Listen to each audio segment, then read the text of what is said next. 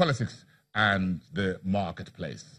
So let's check in with the country's FX reserves. We're seeing crude oil, some analysts predicting heading towards $100 a barrel. We've seen 85. We've seen a bit of a tapering to about 84.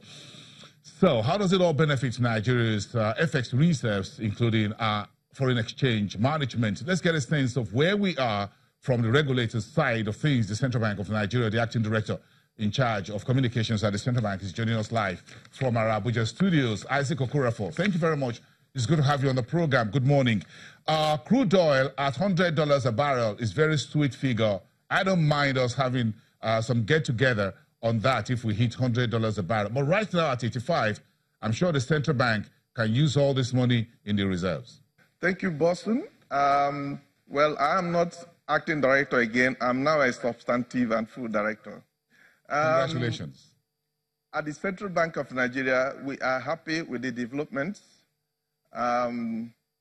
It's in our favor as long as oil price goes up.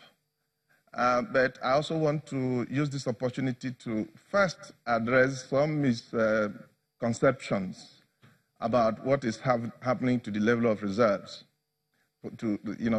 Some people have been claiming that the relatively little drop in our reserve level is as a result of some people leaving government and all that.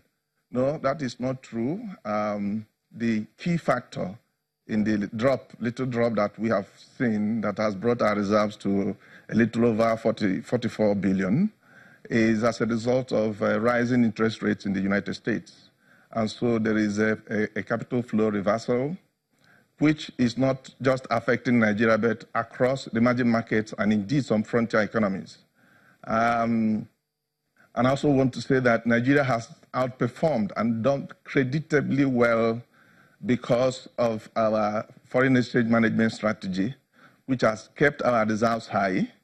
And even when some of the foreign investors are withdrawing and taking their money. And so we want to assure that we'll continue to maintain the exchange rate stability that we have maintained over the the past few years, and that there is nothing to worry. A good thing, the oil market is also behaving well. So we are very comfortable. The current level of FX reserves, how many months of imports do you think this would likely cover? And if oil prices continue at this rate, what's the outlook till the end of the year? Do you think we'll be able to climb back to $50 billion? I don't want to speculate on where we will be in terms of the higher numbers, but all I can tell you is that the projections are very positive. We'll continue to build reserves. We thank God that the oil price is rising, but I can assure you that we will do all it takes to maintain stability in the exchange rate, because we know that even our domestic economy depends very, very much on that. In terms of projection, we'll get there when we will. Yes, so if we continue to see investors selling down on financial assets, whether it is stock market, whether it's bond and whatever, you think the level of the sell-off and the outflow of dollars from the economy is nothing significantly to worry about at the central bank level? And again, looking at what your weekly interventions are to the various market segments in terms of dollars for those who are doing invisibles, those who are doing manufacturing.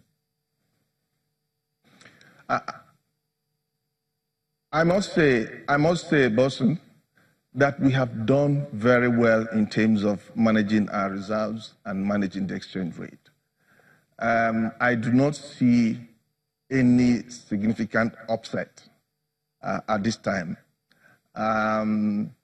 You can imagine, just take a look at other emerging economies, and you realize that the rate of withdrawal of the rate at which investors are divesting from our markets and our economy is not very significant. And that also reflects the stability in the exchange rate. In the past year, we have gained plus 6% This is against some of the figures from emerging market economies. Brazil, Russia, Turkey, South Africa, Argentina, which lost over 100% of its value. So we've really done well. In fact, if you look at Pakistan lost 17%, Turkey lost 78%, Brazil lost 34%, Iran 25%, Russia 18% of its currency value. And so with this, whereas Nigeria gained 6%. So you can see that even the rate at which they are migrating or gravitating towards the United States from our own economy is not so significant. And besides, we also have assured our investors that our capital importation policy remains what it is. Anytime they want to take their money, we are ready to supply them forex to go. And so that has made them comfortable. Some people have also alluded to the election cycle. That is normal in every country. At this time when elections are approaching, some investors will think, well, they are not sure what the elections will bring. But in our case, the situation has been relatively stable, and we are happy about it. Where do we see exchange rates moving to, if you look at the I&E window, how investors and others are trading both at the local front? Do you see any significant or any major offset to Naira-dollar relationship in this period lasting till first quarter next year? In the near term, up to first quarter next year, I can assure you that we will work hard to maintain stability in the exchange rate, and indeed even help the Naira appreciate. And that will be aided, that determination on our side, including our strategy, will be aided by the positive developments in the oil market. So we are very hopeful, we are very expectant, we are very comfortable that the exchange rate stability will be maintained. Mr. Isaac Okorafor, Director, Corporate Communications at the Central Bank of Nigeria, thank you very much for your time today, and congratulations on your full confirmation as a director at that unit.